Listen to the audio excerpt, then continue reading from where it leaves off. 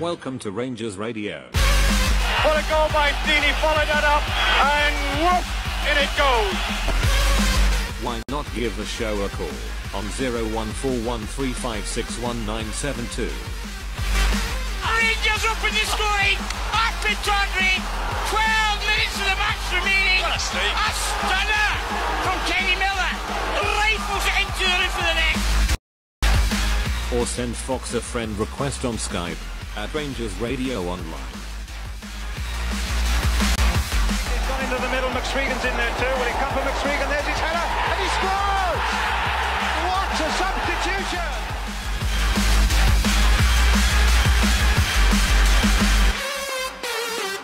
Running inside, is he gonna let flies in? He scores! Good ball! Scores for Rangers! Nacho Lobo with one kick of the ball to take Rangers to Manchester. Rangers are coming! The Scots are heading for Manchester, and you know what? Manchester may not be big enough. Remember, it's all about the Rangers. Hello, good evening and welcome to Rangers Radio. My name is Fox and tonight I'm joined on the panel by Bridgeman as per usual, and we've also been joined by first time panel member Big George. Evening guys. Hi Fox, how are you doing? Alright Bridgeman, how are you doing? Can I just say a big good evening to the guys in the panel and to all the guys in the lobby, a big good evening, and to all the Rangers fans all over the world. Good evening and welcome to Rangers Radio. It's good old 40 ounce of Friday, mate. There's a loud noise of cracking open of bottles and a couple of cans opening. So I love it. This is one of these shows that you can come on and talk about anything. Looking forward to it. Been a wee bit. Go ahead, George. The bottles opening in the cans is all coming for your house, but Fox, when you get me around. Aye, I know. I need the Dutch curry. Love it. Anyway, as I say, there's a couple of wee bit of things that's happened today. We've had a wee update on the Legends game tomorrow. They've come out with the teams and who's managing them. I think we'll maybe look at that first out of them all. Walter Smith is taking Team A, and amongst his players or his pool is Andy Gorham, Craig Moore, Marvin Andrews, Barry Ferguson, Lee McCulloch, young Andy Dallas. Nice to see that they've got some of the young youth players in amongst this. Be a great day out for them. Mark Walters, Stephen Kelly, Jorg Alberts, John McDonald, Bob Malcolm, Charlie Miller, Gavin Wright, Grado. He'll be in defence. He'll be wrestling a few people, I would think. Jonathan Johansson and Peter Lovenkrands. All Walter, I think, has picked out some decent players there. You know, he's the old smoothie. And taking up Team 2 will be Ali McCoist. Don't know how well that'll go down at Ibrox tomorrow. We'll need to wait and see. And his pool is Waterhouse, Ronald Waterhouse, Big Lorenzo Amoruso, Graham Roberts, Pedro Mendes, Thomas Buffel, Jack Thompson, another young boy, Derek Ferguson, Alec Ray, Kevin Thompsons, Michael Moles, Ali McCoist, himself, Jordan Young, I think that's the boys for River City, Stephen Purden, young Cammy Palmer, who I think's got a great future at the club. May just convince me to go along tomorrow just to watch the young man. And finally, Sebastian Rosenthal and Gregory Vigno, who has recently joined but youth set up, young Gregory. Weather for tomorrow, light winds, and while the game is taking place, it'll be the warmest part of the day tomorrow. 30% chance of rain, guys. The tickets are £12 for adults, £8 concessions, and I think it's £6 for kids. You can pay at the gate. Tempted to go along, MD? Bridge? I've got my ticket there. I'm working the morning till 12 o'clock, but I'm hopefully still going to get along it.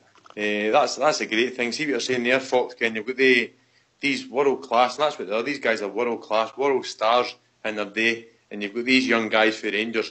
But we were speaking about the other night. I think somebody, I can't remember what it was that said the other night there. They're actually getting to be on the same park as him.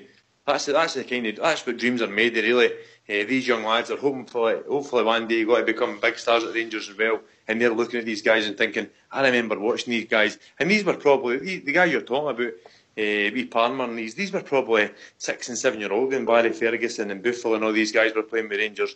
I think that's great for all these young boys. Great idea. I think it'll be. Imagine running out to the park with some of the names. I mean, for young Cammy Palmer, as you say, he's got Pedro Mendes there, Thomas Buffel, Derek Ferguson, Kevin Thompson, Michael Moles. Imagine running out the tunnel with them, mate. What a feeling that must be. I think I wasn't not been keeping well all week, but I might be tempted out because the temperature doesn't look as bad as it's been at the last couple of Ibrox games, mate, where it's been absolutely Baltic. And 10 degrees will seem like summer tomorrow. Bridgeman, yourself? I'm not tempted tomorrow? To go, pal. Yeah, I've got things on. But I have to say, in all probability, the way I am, I've been so hurt this last 6 years. Because of Ali, I probably wouldn't go. Even if I could, I probably wouldn't, simply because of Ali. It's just there's something about him I'm not happy with. I'm just not happy with. But never mind. No time to let some of this go, mate. Oh, look, I'm old in the head, as you know, and I'm as daft as a brush. I just feel hurt, and the hurt's not going away yet, and it probably won't go away. Certainly not until we win some silverware or a championship or something like that. Beat them. These kind of things will maybe help it, you know. I put a lot of faith in Ali. I thought Ali done really well for us the first year. We went all the problems we had. We talked about it the other night. I just don't see it. I don't see him as the same man that looked after us. So that's all. No offence to anyone. This is purely my personal feeling, you know. What about yourself, George? Yeah, I'm a bit of every time I see this, folks, I always put my crash helmet on. But I know what Ali done. We all lived it, by the way. Bridgeman, I agree with you 100%. I know what you're saying, and guys of your vintage, and that's absolutely. I agree with you, and you're right in what you're saying. But see, for me, I'm past. I'm not past it because I'll never be past what happened. I lived it. I've been there and done it. I can't mean everybody else. But for me, Ali McCoist is a football legend for me. He's a Rangers legend, and I'm past the part where the money and he should have stepped down when he stepped down and things like that. I'm still of the belief that I do not believe there been any other manager could have ever took us through what he took us through. He should have stepped down a lot earlier. I do believe that. He should have stepped down a lot earlier, and he actually did. But for me, Ali McCoist will always be a Rangers legend. I don't think we'll ever have a goal scorer like Ali McCoist today again. And if we do have a goal scorer like Ali McCoist again, we're doing something right. So for me, folks, he'll always be a legend. And I would love for Ali McCoist to go back to Rangers. I'm not saying a Celtic game or anything like that, but a big game like the Dundee game or something like that, and on at the park at half time to do the draw, and that Super Ali gets shouted. It's never going to happen. I can't see it ever happening, but I would love that to happen, folks, because he is a right proper Rangers legend for me. We're talking about Rangers legends. He's a proper Rangers legend for me, and always will be. He was at the Old Firm game, mate, along with his boy. So he's been back, so I don't think many people noticed him, but he was there. Whether he was in hospitality or no, I don't know, but he was definitely at the game. Do you think that players see all these events differently for us, Bridge? I mean, we take everything as fans very, very seriously, but a lot of the players seem to take it as if it's nothing, mate, and we got upset with that, you know? What do you mean, Fox? What do you mean? Well, like say, we get upset when they say things in the papers, and they're probably giving their honest view, but because we don't like certain things that's said, that we take it too serious at times as fans. You need to remember, most of them, it's just a job, you know? I can't disagree with you. What George is saying is absolutely right. I know Ali McCoy is a legend. I've stood there and cheered him, and I've watched his television programmes. I've listened to him on the radio. I've followed his columns in the papers. He was a fantastic, not just a fantastic character for Rangers. And what he did when we were put down, what he did in supporting and setting Charles Green on the right road to make sure they don't steal the titles and the cups and so on. These are the things that meant something to Rangers fans. But something happened in the second year with Alan McCoy as manager that I don't think should have happened. And I was disappointed in it and hurt. As a Rangers fan, I was hurt. That's all. I don't want to bring anybody else into these things and expect anybody else to feel the same as me 100%. But I'm sure that others do. Yes, he's most assuredly a wonderful, wonderful player for us. Scored massive amount of goals, massive goals. And I'm delighted for everything he's done for Rangers, except his last number of years there. Fair enough. Everybody's due your opinion. Another bit of news that came out, and somebody that I thought if it was going to end up the way it is Nico Kranjčar terminating his contract and willing to move on to pastures new. Do you think it would have been good for Nico to play in that Legends game before he left, George? That would have been a good idea, actually, folks. I think everybody seen the way it was going to pan out with Nico. I think that first season, I heard somebody talking about it today. I think that first season when we played, we lined up against Celtic, Joey Barton in the midfield, Nico Kranjčar. Everybody, if they're all honest about it, everybody's like, wow, this is brilliant, Ken. We're getting stars back to the club in that game. And he was a great football player, don't get it wrong. He was a cracking football player. His legs were away by the time he came here, but the way he sprayed about passes, Fox, and the way he could pick folk out and things like that, it was a joy to watch. Don't get me wrong, it was a joy to watch. He has finished. I think it'd been a good wee idea for him to just go out there in the morning and hear a wee swan song and just say, right, Ken, that's me, I'm finishing up, but I'm doing this just my last game at Ibrox. That's probably a good idea, actually, folks. I know. I think he only played, apart from his subs thing, I think he only played 15 or 16 games for his mate.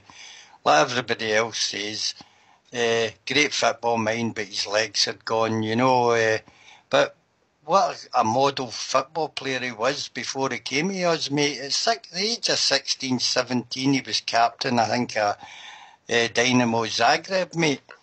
And, hold on, I'll just bring the colour in.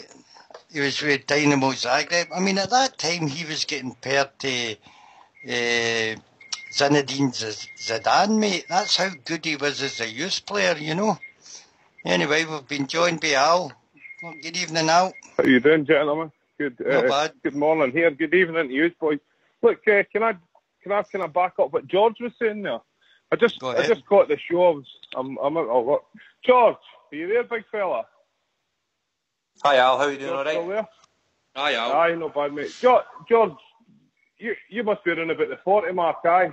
So you're the same kind of image as me, same generation. 37, Al, aye, so I'm all about there, aye.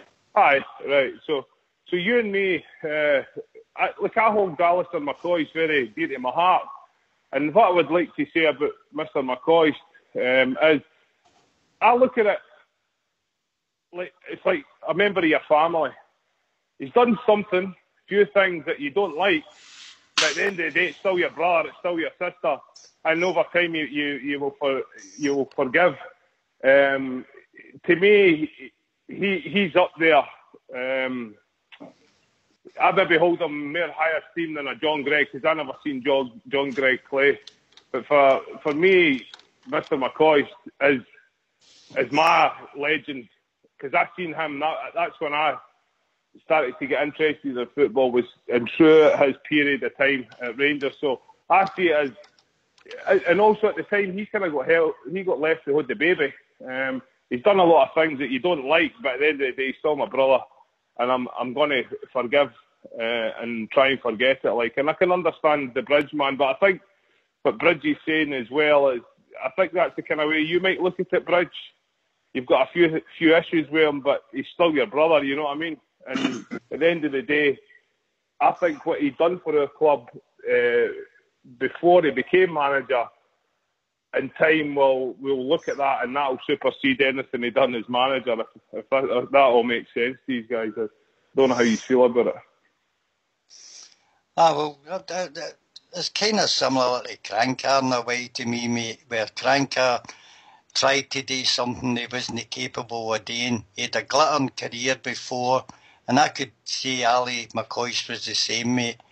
I remember on this show years ago, mate, when Ali was struggling to get us out the championship, mate. I said that he should have chucked it the year before, because he must have known inside himself that he couldn't do the job he was being asked to do, and that was to take us further than it was at the time. And if he'd have stopped then and no walked away, but just said the mental pressure of going through what we had went through has taken its toll on him, he would have walked away a hero. But like Cranker, they try and keep going, mate, when it's a done deal that they're finished. Oh. And that's how you lose your reputation, you know. But do you honestly think that Ali McCoy's Super Ali has lost his reputation amongst the Rangers fans? Do you think that he's the older bears, maybe? But I'm talking about maybe my generation can see something else. But I think what he done pre-managerial for our club is you can't take that away from him. That's legendary status. And I know, as I say, I'm using an analogy. You like your brother. You maybe not like what he done, but at the end of the day, he's still your brother, and you've got to back it. You'll come in one day, like, you know. So. See the way you've said that there, by the way, Al. I mean, that's I sort of skit about the thing because I know you've got to put a crash helmet on when you say about me, and we've just said there. But in my eyes, Ali McCoist is probably the biggest Rangers legend. Because he was the guy, like you said, he was my John Gregg, he was my Sandy Jarvin, and the job that he done for the 14th of March, February 2012. I don't think there was anybody out there. Ken, you'd have got a better manager and things like that. I know you would have, but there's nobody could have done and galvanised the fans the way he done it. So although the last couple of years his reign wasn't the best in the world, for the goals he scored and the way he brought our fans together in 2012, he'll always be a legend for me. Super Ali. I think he's I loved him as a footballer. Same as all the other guys, he's held in very high regard here as a footballer and what he did for Rangers. And his antics off the park, I absolutely loved him. I think he was a real character. I have to say, I thought his highest point with Rangers was when he told Charles Green, "No, we're no selling, we're no giving in to the title stripping and cup stripping. We are not doing it." And Charles Green then turned and says, "No," because he was going to agree to it in the 5-way agreement. Charles Green's he didn't think too much of it, and he thought, I dare say, he thought a couple of titles won't go wrong. It'll get us our licence back and so on and so forth. I dare say he meant it in a nice way from a business perspective. But I think Ali insisted, and he took Ali up in the way they went. And I think for what Ali did then was even better than what he'd ever done. It's only my opinion here. He to me, Ali McCoy saved everything about Rangers on our history, which was going to potentially be poured down the drain. And I think Ali McCoy took us through the summer and got us to a point where we actually were a team, not the best team in the world, of course, that started in the third division. And he said then, he was got all the crap that was falling. Let's just apply to the third, apply to start at the bottom. Never mind what the people try to do is, we don't want to go to the Division 1. Let's go to the third, Division 3. And that's what we did.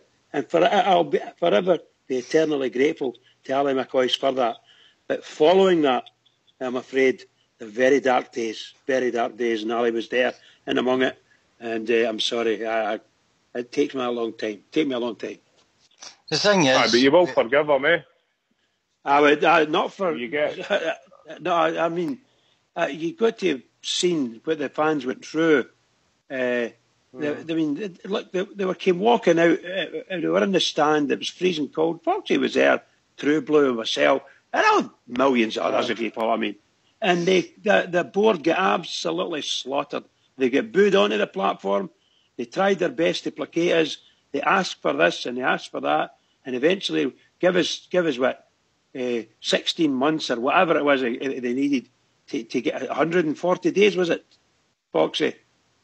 That's something like that. Anyway, they wanted 6 months or 4 months, 120 days. That's what it was, and we'll get this sorted out. And we gave them it. And after 120 days, the chairman at the time was that boy Wallace. He turned around and says, "No, there isn't any money. So for they had the big share issue with the club was floating with money, and all that money went right out the door. And Mr. McCoy somehow or other kept whatever he knew to himself, and I'm afraid it didn't work. And by the time we got to year 2, I'm afraid we were a skint club again, completely skint. And the fans, it's the fans that done it. The fans built them up, gave them the money, all the season tickets, all the strips, and we didn't even know. We didn't even know what was happening with the strips. We were buying the strips. Can I just say one thing, Bridge? Can I just say one thing here? But I don't know how much accountability for all the things you've been saying Alistair McCoy is liable for. And where in all this is Mr. McCoy liable to take the blame for any of this? I'm confused. He didn't strip the club of the money. Why would you be confused? Strip the club of the money. But why would you be confused? Well, I think what you're saying is everything you said there is applicable to the board. It wasn't applicable to Alistair McCoy. I don't see what point you're making. I've just said to you, the first year we were there and they took all the money. The second Who from took the the money? second year. Alistair McCoy? No. The that's board. That's what I mean. And I'm not saying Ali McCoy took money. I'm not saying that. I'm saying on that when we found out that Alistair McCoy. When we found out there was no money, it was a dark day, and Ali McCoy did his best, but eventually he was hanging on, and I don't know what was going on, but he had an ear to the ground and a hand on the door, and he never told us anything. Look, fans were buying strips, and the money was they were getting Tums for a shirt or something like that, and they were buying loads and loads and loads until such times as it came out. And you've got to think to yourself, who knew? Well, I don't know who knew. So We'll never know. You're reckoning there, if Alistair McCoy should have been telling us as fans, well, the ex-member of the board was doing such and such, is that what you're trying to say? Is because he's one of us and he was on the board? He was supposed to be one of us. Well, I think he still is, man. He still is. I'm not going to. Yeah, you've got He's a blue nose. You've got your opinion. I'm afraid that I just feel quite bitter against Ali in the sense that what he'd done. I mean, I think he treated the fans quite abysmally in the last 2 years. I really do. I think he still does to a certain extent. The thing is, Bridge, Nini is not one is know the true story of what went on behind the scenes. And a lot of his formed were opinions and what we read in the newspapers, what we read on forums, what we heard people discussing on things like radio. And the whole truth, as I keep saying, is nobody knows, mate. And that's the biggest thing about Ali McCoy is we don't know if he was tied to some sort of disclosure clause in his contract or he couldn't say anything. He's no talked about it since he's left. He's no suddenly wrote a book and disclosed everything. I think people formed their opinions and what they heard, but nobody knew the truth, mate. That's fake news and misinformation. Because we know now that the this is also true. Look, guys, you're doing a wonderful show. Great debate with Bridge there. I absolutely love your opinions. You and Fox and Big George here. You just keep it going. I need to go for a matter kit. Take care, gentlemen. All the best. Have a nice weekend. All the best, man. I will do, man. I will do. Thanks again, boys. These are all loved here in Australia. Take care. Cheers, Al. Well, we've started a wee bit of debate that I didn't expect to go down that road tonight, but if you have any... Hold on, Bridge, I'm just going to give a wee shout out to the number. If you want to join this debate as it started out now, the number is 0141 356 1972, or you can contact us on Skype at RangersRadio.online. Carry on now, Bridge. No, I was just going to say, I don't mean to put any dampeners on anybody's thoughts. And yes, to all the Rangers fans, Ali McCoy, if he isn't now, he certainly was a massive, massive part of their life and a huge legend with big legendary status. But I'm afraid that from me, it's only me, and I can only speak for myself, I would say that he's lost his legendary status for whatever he did or whatever he maybe didn't do during the crisis. The start of the crisis, he was all over. He was the man. He was pushing Charles Green to do this and do that because the only person that could do it was Charles Green. And he did it, and he did the correct thing. I'm happy, delighted, and so on and so forth. But when the money was going missing or went missing, I'm afraid that he demanded his salary of £1 million, and we had to pay him. You know, I mean, that just isn't right. These things weren't right, you know. So people have different ideas and thoughts on it. So I'm not see on that Delbridge, Ken, you're right, mate, Stonebridge, and there's no right and there's no wrong. Everybody's got an opinion, and that's the bottom line. But what you're saying there as well, the way I always counter that argument is £750,000. I'm glad Ali took that money, because see, if he never went to Easdale's or went to one of these other guys, Charles Green or that, so I'm glad it went to a Rangers guy, because it would have just been out the club anyway, Bridgman. Can't disagree. It would have still just been out the club anyway. We're getting robbed inside, outside, everybody was robbed. Oh, yeah. I mean, you've just got to read wee Tom Commentator's book. He's asking all these guys for, can you just put a wee clip in, just give me a wee statement and things like that.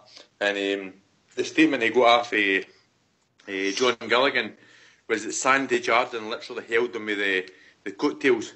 Ken, please didn't take this, please didn't. That's the way it was, as far as that. Ken, so people were actually trying to stop them by doing things. So, in a roundabout way, Bridge, I'm glad Ali took his salary, because if he hadn't took it, there'd be somebody else sitting in Gibraltar or something like that with more money. So, good on him. And apparently they were trying, George. Apparently they were trying to take the charity money. That was I don't know how much it was. Like, I don't know if it's £45,000 or £450,000. That was in some sort of account for Rangers charity. They were trying to take that money, allegedly, and they get chased out of town. They ran away through the corridors and jumped into their black cab or whatever it was and scuttled away at the airport. They were criminals. That's all they were. And for that to go on, all of that to go on, and I'm afraid that McCoy's got remember, McCoy's got something like 1 million shares at a penny each or something like that, and they're whatever they were worth now, that he's still got them. So he's got a lot of money out of Rangers value-wise. He hasn't got the cash, but he's got the money value-wise. I don't want to be besmirching Ali too much. This is just purely my opinion. And he's a Rangers legend, but one of the reasons I've tried to say I may not have gone to see the game tomorrow would be because Ali McCoist was involved in it. Take away Ali McCoist, and if I could make it, I would be there. So that's how bad I feel about Ali McCoist. I personally wouldn't want to see him involved with Rangers again. I think the bridges have been burnt with him. But we can't help it. He's on the telly, he's on the radio, he's in the papers, whatever. He's there. And he'll involve himself with Rangers wherever he can. And we can't stop it. I think it's time to move on. Yes, please. To keep on tapping Ali McCoist. I don't think that'll stop MD going to the game whether Ali McCoist is there or no tomorrow. So to all of those who are thinking of getting along, as I say, the weather's going to be half decent, and if you have nothing else today, grab the Wains and take them up there and let them see what good football players were really like, you know. Anyway, we were finishing off talking about Nico Kranka. Glad he's seen it fit, mate, to have a mutual agreement, end his contract and move on, Bridge. Yeah, and I'm delighted for both parties. It may have been better getting done a bit earlier, maybe January time. Could maybe have found a club. But the truth of the matter is we've discussed it a couple of times. Not discussed it, but mentioned it a couple of times. And yes, I'm delighted for him because, yeah, the end is nigh, or was nigh for him. And I don't see him ever getting into a Rangers team again. And there's only a few months. At the end of the day, it's only a few months left, and his contract was up anyway. So he's went away possibly with a couple of bob in his pocket, and I don't know whether he's that type of person that would walk into another team. I don't know. But good luck to him anyway, and thanks for everything, because some of the points, and scored a couple of goals for us, and some beautiful passes, just straight out his magic trick box. But we saw the weaknesses as well. The guy's legs are gone. So, but good luck to him. George, do you think he left Mary a mark, maybe in the training sessions and on the park? Maybe, do you think he was a good influence for some of the young midfielders we've got there? Maybe learned a few tricks off him, and maybe, as I say, he had better value on the training ground than he actually did on the park? I think you're probably right there, Fox. I think that's probably a good point. I think all these young guys, just to be able to go around Nico Crancha, even if they can tell Kenny's legs away, they'll be able to say, look how unfit he is, like we can say, and things like that. But to be able to see what the guy done in the game and where he went with Croatia and things like that, I think that's a big boost for all these young guys. And by the way, his legs were away when he came. As he came, we took a punt on him. It never worked out. But you've got to thank him for what he done. Like Bridgman said, he's had some cracking passes, a couple of cracking free kick goals he scored for us. But no, he definitely goes away with our best wishes. And on the other side, Fox, that's a really big wage after our wage bill. Okay, that's a big wage after our wage bill. If we can get a guy a free transfer in next season, a centre half or whatever, but we get with the same wages as what Big Nico was on, we're getting a half decent player there, a younger player, we're getting a better player. So I think it's good all round for everybody, folks. I'm pretty well hoping that there's another few take up the same idea, mate. I'd like to see Alves call it a deal at the end of the season. I don't know with Kenny Miller. Kenny Miller keeps defying his age, and he's at the end of the contract. Do you think Kenny will leave as well, George? I honestly think Kenny will go to the... I can't see... this is going to open another debate here right enough, but I can't see Mr. Murty, Graham Murty, going back down to the under-21s. I think he'll want to go and try something a wee bit different now, folks. I think he'll want to become a manager. A couple of folks spoke about the Reading job and a couple of folks spoke about other jobs. Again, that's just been took up now, but I honestly think that Kenny Miller will probably get the 21s job or the 19 job. I wouldn't be totally against that, by the way, folks. The guy's a great professional. I mean, what age is he now, folks? 38? 39, I think he is now, mate. 39-year-old. And see, for a centre midfielder or a centre half or something like that, doing that at that age, tackling things like that, he's a striker and he's still running about at that age. That shows how much a professional he is. I would like to see him be kept at the club. A lot of folk, obviously for obvious reasons, have never really ever accepted Kenny back to Rangers. But for me, honestly, folks, I would like to see him back in the coaching side at Ibrox. For all these young guys that are saying what Kenny's done in the game and been down south, been abroad, played with Scotland and things like that, I think it'd be good if we could try and just even keep him in this in the training squad and the coaching squad and things like that, kind of 21s and that, folks. I think that'd be a good idea.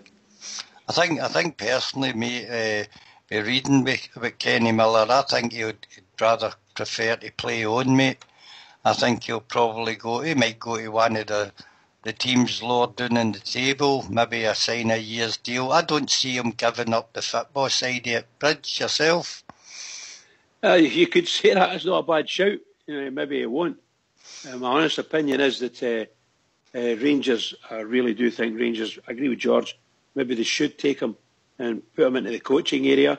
He's getting his badges if he's not got them already.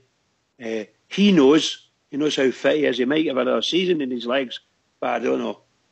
Personally speaking, we should have a better quality player than a 38-year-old. Do you follow what I mean? So somewhere along the line, if we're going to go out in the summertime and bring players in, Kenny Miller's now maybe second string, maybe even third string in our squad. So when all these guys that are there get fit and we bring other players in, he might be a fourth string. Do you follow what I mean? I wouldn't like to waste Kenny Miller's time. If indeed he thinks he's got another season in his legs, then he may go somewhere else. But I would like to see him getting kept on. I think he deserves it, and he should be well rewarded, because I've written him off a number of times, and he's come back and slapped me right in the head. Really and truly, scored some fantastic goals, lifted the club up, lifted the team up, and ran us all the way up the pitch again, score more goals. Brilliant stuff. He wouldn't be at the top of my list, Bridgeman. Ken, if you had a list of guys here, Big Alves and Herrera and that, I mean, Herrera should be, I don't know if embarrassed is the proper word to use, but for me, Herrera's maybe got, what age is he? Maybe, I don't know, 28, 29, 30. So he's got, maybe Kenny Miller's got 8 or 9, 10 years on the guy, Bridge. But if you got 2 players last week against them, You've got two strikers there, one ready to come on. Any one of them can come on. You've got one sub left ready to come on. To a man, out of that 50,000 that grunt, I can guarantee you 90% is where I've turned around and says, bring on Kenny Miller. Ken, and that's a bit of, I don't know if it's sad to say it, but you've got a guy there who's 10 years, a difference on Herrera, and we'd rather see Kenny Miller coming on the park, because he's got that wee thing about him. So if turning at the end of the season and said, look, I'm going to get rid of one of these strikers, but probably Alves will probably go as well, and a couple of other guys will maybe go as well, but you've got to keep one of these strikers, Herrera or Kenny Miller. I'd probably keep Kenny Miller, Bridge, and that's pretty sad to say it, considering the ages of them. Yeah, and you know what you're saying is true, and Fox has said it as well, and I don't, as I say, I don't want to be slagging Kenny Miller off, and I don't want to appear to be slagging Kenny Miller off, but he's not, to me, he's not, I don't think he's got the legs. If we brought in more high quality players, I don't think Kenny would be able to break into the team. I think that's what I'm meaning. But the team that we've got now, Kenny Miller could easily break into that. He could easily be a reserve and a substitute within the squad, dead easy, because he's still got it. He's still as fit as a fiddle, and all the things that go with that, and his influence and the players round about him. That's one of the reasons. For that reason, that's one of the reasons I would love to see him staying on at Ibrox. He'll be well rewarded in a coaching capacity at Ibrox. He's a great influence. People know him.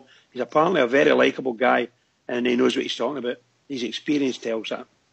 I think the days are gone now, guys, where just because you've been a great servant to the club, that you're rewarded with a job in the backroom staff. I like the additions that's went into the backroom staff. Your Kevin Thompsons, Gregory Vinal, Jonathan Johansson. These are young coaches, mate, who I think have got a future in the game. As I say, I think Kenny will try and play for as long as he can, and I see him leaving Ibrox in the summer and probably join, I don't know, maybe a Hearts or something like that, maybe further down St Johnstone. I think he'll play somewhere else in the Premier League next year, but it will only be at Ibrox, mate. That's what I think I'm saying. George says, I think we're saying it as well. If he's got some time in his legs, I don't know if he's got some time in his legs to play 100% of the games and 100% of the time in the games. You know, I don't know how good his legs are. They're good enough to be a substitute, as far as I can see, in the quality of players that we've got there now. But you bring in more quality players and raise the quality of the club and the squad, I'm afraid that Kenny won't be a natural selection for the club and the squad, which would be a pity for it if that happened. But I'd see if he went somewhere else, again, take my hat off, shake his hand. Well done, Kenny. Thanks very much for everything you've done for Rangers, because you've done a lot. That's the way I'd look at it. But I would love Rangers to put him keep him as a coach somewhere along the line. No, that's what I would like, guys. No, for me. Because you don't like Kenny Miller, is that what it is? No, not at all, mate. I just don't think there's room. I think as I said earlier, we've changed our backroom staff for young coaches, and I don't think Kenny will get a job there, mate. I think he'll continue to play and he'll move on, and we'll all thank him for his service. And speaking of strikers coming in, Louis Moult's name has came to the top of the list again. I see in the forums there seems to be wee bits of news that Rangers are still keeping track of him. Would you take him back, Bridge? I'll take him. Once again, it's the same issue with the young lad that said it, Mr. Cummings. I wouldn't have a problem if we value him at a sensible price. I'd pay the money and bring him in. The only thing I ever wanted and said I wouldn't want Louis Moult for is because he was playing for Motherwell, and I didn't want to give Motherwell £500,000, or in fact £1 million, which they were telling us that's what they were asking for. So I wouldn't have given them a penny for him, and that kind of puts me off a wee bit. But he's down here in England. I've said that if the players move down there, then the open market, I'd gladly give whatever the value is. If we can afford it, take him in. He was lured down to Preston, mate, on a high wage. It was rumoured to be about 10 grand a week. You can see why the boy moved down there, but he was a proven goal scorer in our league, George. Well, would you take him? I'm only saying, mate, could be a different type of option for Rangers. Herrera, we thought was going to be the big tall guy that would come in and act as a sort of number 10 up with Morelos, mate, but I think we've been conned by Big Herrera. He was never a football player to me, but a player like Moult gives you the option, mate. He was strong in the air, good in the ground, took chances well. George, what do you think is? And then I'll go to True Blue, who has also joined us. Well, see, the thing is, for me, I mean, it's a bit sold on me, because see, at the start of last season, I didn't know why we never went for the guy. And I remember Bridgman actually saying I didn't want to give Motherwell £500,000. Aberdeen, everybody was thinking Aberdeen bid 400 grand, Aberdeen bid 250 grand, and Aberdeen weren't even interested in the guy. They were putting out a silly bid to see if we could maybe get him. That was the bottom line. If Rangers had been in there and put a £500,000 bid in, Kira scored goal for us.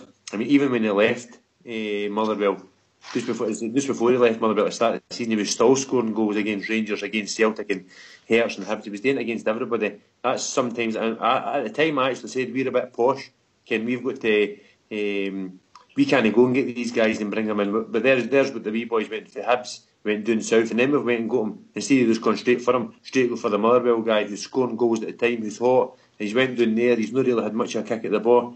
I think if he's still on the radar, Fox, and I don't know who would decide that now, because again, it would be Mark Allen that would decide it, probably would be him that would decide it. I would definitely take a punt on that guy, because if you're a goal scorer, you're a goal scorer. Look at big Chris Boyd now, he's a goal scorer, and that's what goal scorers do. If we can go and get that guy and bring him in, he'll score goals in Scotland, and that's what we need at the club now, Fox. You'll not be the first striker that's left up here and flopped down south, mate, but came back and done well. People, Bridgman says Cummings is in a similar situation. Griffiths as well, mate, when he went down south was a flop, but came up for them and started scoring goals. I just think he might be an option. They're also talk about Ollie McBurney, a similar type of player, younger player. Rangers daft, also maybe being approached in the summer. But we'll talk about it. I'll just bring in True. How evening, True? Evening, Fox. How are you? No bad, mate. I'm not used to this being a presenter, mate, you know. I had a load of change of plans tonight. I'll speak to you later. I'll tell you later on Skype, you know. Never about. Here I go again. I think the answer's lying on the board, George. I know what you're saying about Louis Moult and the boy McBurney and all the rest of it. But I think there's a hell of a lot to get sorted out before then. Hell of a lot. Fair comment, I don't know, but I'll shut up. Have you been drinking yet? No. Oh, you're not using night, maybe. There's no drunks like me on here on a Friday night. Any sense getting talked? Aye, of course. Bridges been out all day. He's well sozzled with that wine he drinks, and George's had a hard day and all, you know. I must be the designated driver tonight again. Well, you're again, aye. I can't get stuck on the team now. I really can't. I can't get my head around it all. What's needing to be done at the club. I really can't. Look, drop me for a minute. Just you carry on with your conversation till I get a grip of it. Right. Because I feel I'm going to take you in an entirely different direction. No, carry on. Carry on. Well, hold on, Bridge. We'll just finish where we talk about Ollie McBurney and Moult, and then when True's ready, he'll come in and change the subject. Excellent, bud. Excellent. Yourself, if you had a wee choice, Ollie McBurney or Louis Moult, mate? Or would you not have any of the two of them? Is that me, Fox? Yeah, no, I went back to Bridge and then I'll come Oh, to do apologise. I thought you were talking to True Blue, right? For me, personally speaking, I would try and go for the boy, Ollie McBurney. But I doubt very much if Rangers would afford him, to be honest. We might be able to afford Louis Moult, given situation, but, you know, we've got It depends if they're going to get rid of Morelos. Morelos is a cracking centre forward for me, and we need to be able to get the proper players in the team that we can change the shape and get two up front with Morelos and Cummings. But how they do that, I don't know. The manager's got to be able to do these things. I think if we got Cummings, if we went for Cummings, and we got him for 600,000 repeatedly, I think it's a pinch, an absolute pinch. But you don't buy a player for 600,000 and stick him on the bench. You need to redo the way the formation and put him in at his most strong place. And maybe just for saying, say 4-4-2, that's the way we should go. 3-5-2 if it's for me, 3-5-2. But standardly 4-4-2 is what we should be playing, and we've got the players that suits that. That's what I think. Anything else on that subject before we go to True? George? Wee McBurney for me. I mean, if we can get Wee McBurney, I think that's a deal ready to happen. By the way, he's on a free transfer, according to some in the lobby at the end of the season. If it's a free transfer, I wasn't sure about that. If it's a free transfer, it'll be a done deal, folks. He was so close. He was desperate to sign with Rangers in the summer there, at Christmas there, and obviously they sent him somewhere else on loan. But if it's a free transfer, he'll sign with Rangers. A cracking player, by the way, and him and that wee Cummins are best pals. Can I just ask a question on that, George? That's the wages part that I get a bit concerned of. I don't know what the boy's on now, but he's probably on a lot more than Rangers will pay him. Do you think he's on more than Cranjar's on at Rangers now? That's one of the ones. Well, I've got no idea what the boy's on now, but there's big wages that are down in England. Who's he playing with, for instance? Who's he with at the moment, if you don't mind asking? He's on loan. But who's he with? He's with Swansea. Oh, he's way. Is it? No, he's parent club Swansea, yeah. Swansea, aye. And he's playing with a championship club or something. So he'll be on Premiership wages. That's what I'm meaning. So it's a tidy sum of money, maybe £20,000-30,000 a week. I don't know. But if Rangers can think they can afford that, then I'll go with what the Rangers say. And if he comes up and puts a shirt on, I'm supporting him. Out of the two that you spoke to me about, my preference would be for McBurney. However, I doubt very much the finance will work for us. Free transfer, maybe you can work that in as some sort of package. It'd be interesting to see what they come up with. Very interesting. I didn't know he was on a free transfer, Fox. If he's on a free transfer, because he was really close to signing with Rangers, and folk didn't actually realise how close he was to signing with Rangers, as in he was on his way up the road to sign for Rangers at Christmas. So I think if it's a free transfer, he'll be back at Rangers. He'll be at Rangers, like. I'm not 100% sure. I just noticed somebody in the lobby had said he was on a coming to the end of his contract, mate. So anyway, but great if we could get him, Foxy. It'd be good if we could get someone like that. He's a quality player, in my opinion. Anyway, True, what's shaking your boat tonight, mate? What's been bothering me for a while, Fox? But can I ask Bridge first? Do you think Jason Cummings is a quality of player? You would change your team round about or your formation, mate? Well, all I'm saying is that if you're going to bring Jason Cummings in for 600,000, I'm saying there's a big if here, of course. So if you're going to bring Jason Cummings in, you can't play Jason Cummings as playing from the bench. It would be crazy. Mm-hmm. That's all I'm meaning. So you need somewhere. Where are you going to play him? I doubt very much if you're going to play him out in the left wing all the time. So you would have to change your formation. So you've got him as a two up a lot, maybe not two out and out, but maybe as a 1-1 if you follow. I mean, as a secondary striker, but he'd be the sniffer, he'd be the McCoy and the Haitley, if you follow what I mean. So everything that Morelos wins, he could pick up and put the ball in the net type of thing. But they've got to play together. Whomever it is, Rangers, if you're going to take Cummings is a goal. He's a poacher. He'll score goals. He will score goals. That's what he does. Morelos at the moment, he scores goals as well. But my God Almighty, he works like a horse, doesn't he? He works like a horse. That's why they call him Buffalo, of course. Fantastic. On that one, True. I honestly believe that the reason we brought Wee Cummins in is because Nottingham Forest didn't want him anymore. Mark Allen was the one that done our deals. Wasn't Murray. Now, if Mark Allen's turned around and thought to himself, I want to bring this guy, I think he's a good player, I think he's a good goal scorer, playing alongside somebody true. Ken, if him and Morales, I don't think Morales will be there, I think he'll probably move on as well. But if he's playing against alongside another striker that can score goals, true. But if Mark Allen's turned around and said, look, I'll bring him in now, even though he maybe no set the fire all night and go score loads of goals at the start of this season. If he had went to another team, let's say he went back to Hibs, or the deal was already set for him to leave Nottingham Forest, so they would have been first for to get him anyway. So I think we've acted quite quickly there, true, to be honest. I think we've been quite fly about it, if I'm being honest. I like him, don't get me wrong, George. I like his gallousness, I like his interviews and that. You're not going to hear all that crap, pitch geography and loading for him, mate. I like him. I don't know if he's a great player or what we need at Rangers in terms of setting the heather on fire. I don't know if you change the formation round about to suit him, whether even then you would get that, and as I say, I like him, I like his attitude and his gallousness, as Bridge gets on about it, but I don't know about it. I really don't know about him. It reminds me of you a wee bit, true. In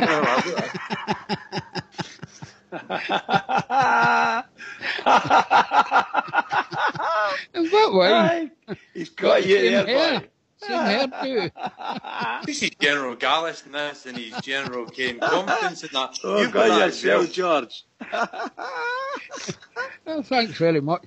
Oh, brilliant. You're the coming to the West. That's brilliant. Absolutely brilliant. I'm riding into the West in the sunset, mate. I think the boy has got genuine qualities. I think when he played against us a couple of times with Hibs, you could see the way he struts his stuff. However, as a Rangers defence, we tended to give them plenty of room, and people like him could score goals. And a lot of the forwards who do score good goals against us is because we tend to give them the room, the way we play our football. And when they come and score with the Rangers defence. It's just the way not just the way, but invariably it's the way we play football, the style of football, particularly in defence. It becomes a bit shambolic, doesn't it? And we lose a lot of daft goals. However, I have to say that I think the guy would be a tremendous asset for Rangers. And if we want to play people up front who you could use as go and get the ball and fetch the ball and fight everybody, a Mark Catley or even the boy Morelos, then that's what you need. You need someone else that's going to poach and pick up on the crumbs and put the ball in the net. Mm-hmm. He'll do that for you. He will do it for you. However, it depends what we're going to do, of course. I'm under no illusion. But I think if you've got someone who's got the qualities of that boy, and I don't know what Nottingham Forest paid for him, but 500,000-600,000 in this day and age is a pinch. I must be the only one on the panel, mate. I don't rate Jason Cummins. I think people would probably sense it because I don't think we're learning lessons in this league, mate. Having slight players isn't doing us any good in this league. If you were to ask me, would I have Ollie McBurney, would I have the boy Louis Moult, or would I have Jason Cummins, I would say any two of the first two, mate. We are playing against big, strong defences all the time, mate. And that's why the Buffalo is so successful. They can fight back. I don't see Jason Cummins having any effect for us, mate, at Rangers. We need to toughen this team up. We've filled it full of sort of pretty players for the last few years and it's no working. We need some steel in the team, and I would probably put for the other two rather than Jason Cummins. That's kind of what I was saying in all, folks. I like him and his gallousness or anything else, but he's never going to get you 30 goals a year, 20, 30 goals a year, I don't think. I would like to see him getting a good run of games. I would like to see him, then we can really judge the boy, Morelos, I think he'll go because we need money. I really think we need money, which is kind of the point I was going to come on about. I see him staying for another year myself, mate. Yeah, I don't think he'll go in the summer, no. I think there maybe, obviously he's just signed a contract extension, but to me that's to protect the club as much as anything. You know that if he does go, you know he's under contract and there'll need to be a transfer fee paid. And that's fine, that's good business now, all the clubs do that. You know, they extend a player's contract the minute he's hitting the headlines, you know, and there's possible interest for elsewhere. But what I'm looking at again is Dave King with this 11 million to put the bid in for the rest. Now, I'm not saying the rest of the shareholders will sell, or whether he's got to actually lodge that money or show proof of funds or what. We've got a load of players in on loan. You know, where's the money coming for to bring them in full time, you know, as permanent players for us? There's so many ifs and buts about things, and that's notwithstanding the managerial situation. I think Graham Murty very much has acted as a bulletproof vest, if you like, for the board. I think there's a hell of a lot of questions still to be answered, guys. And I've heard us all in here arguing about, you know, should Murty get the job, should they no, twist or stick, as Oxford says. Should Windass get dropped, does he do enough? And I think there's bigger issues to, you know, Rangers supporters should be worried about at the minute. I don't know what your thoughts are. Listen, I'm not wanting to bring the party down, don't get me wrong, you know, but I think, you know, things like this we need to, I think the past has taught us and history has taught us it'd be folly to ignore what's happening with the board and everything else. Look, they brought in Pedro Caixinha, which was an unmitigated disaster. I'd been saying it, I wasn't keen on Mark Warburton coming in either. I think at a time when you're in crisis, you don't bring in untried and untested people. And I don't think that's what was needed at all for us at the time. Unfortunately, there's no a load of choices, but I'd plump for Big McLeish or somebody like that. Somebody who's been there and could stabilise the club. That's what I think we need. It's too late for apprentices coming in here to learn their trade on the job. No at Ibrox anyway, we're too big a club. So that's where I'm coming from with it all, lads. So I don't know what your thoughts are on that. So you're more or less saying we need to sort the boardroom out before we start the on-field things, mate. I honestly think so, aye. I honestly think so. I really don't know. Well, nobody seems to know what's happening in the boardroom. They're doing some nice stuff, but as for future plans, none of us have got a clue. Everything could change in weeks. Maybe if they've got good plans, they're keeping them close to their chest, and it's no been leaked out. Now, I know there's been rumours, but nobody knows anything about anything. Until something happens, mate, I think we'll need to sort the team out first and all, you know. But, you know, all due respect, folks, along with been hearing rumours about people coming in with money. You know, how long have we been hearing it, you know? Years. I think you're right, True Blue.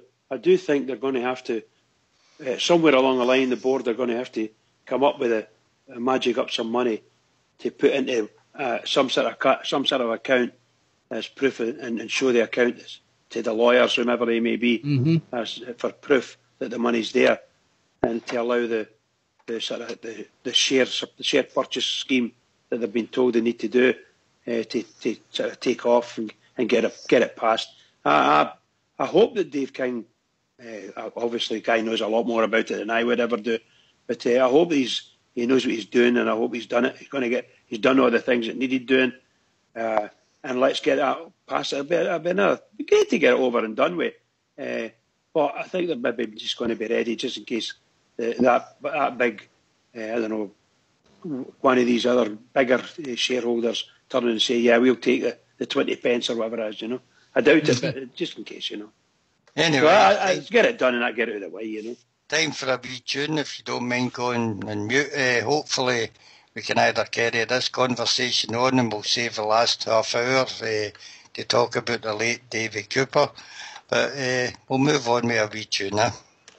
Excellent.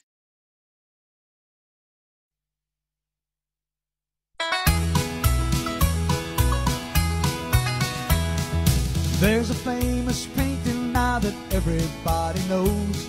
It stands upon a gable wall over Sandy Road, in memory of King William and brethren who did join. They fought for our deliverance at the Battle of the Boyne. King Billy's on the wall, King Billy's on the wall. He stands so high, shines so bright, he lights up the falls. There's millions come to see him, they stand and gaze in awe. They remember 1690, King Billy's on the wall.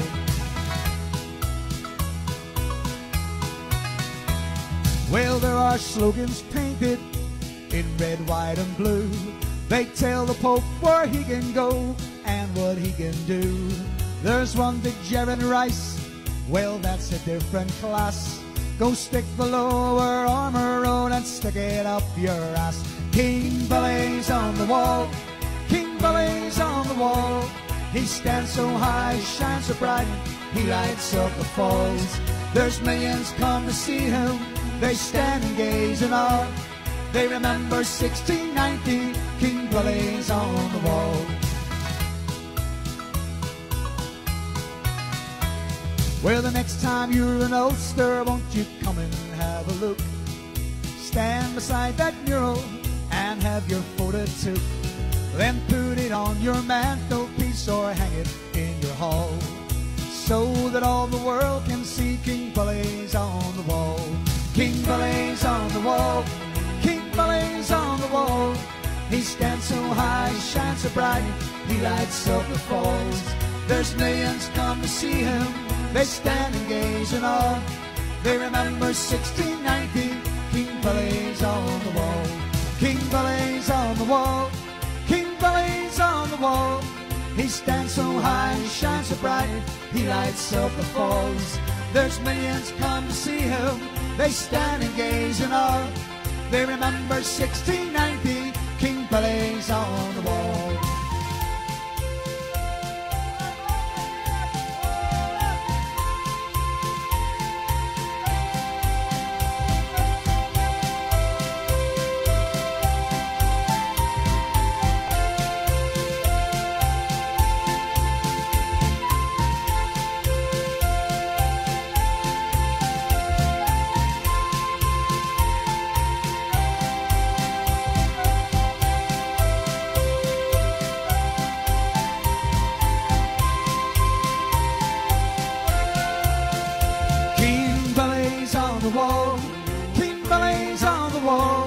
He stands so high, shines so bright, he lights up the falls. There's millions come to see him, they stand and gaze in awe. They remember 1690, King Billy's on the wall.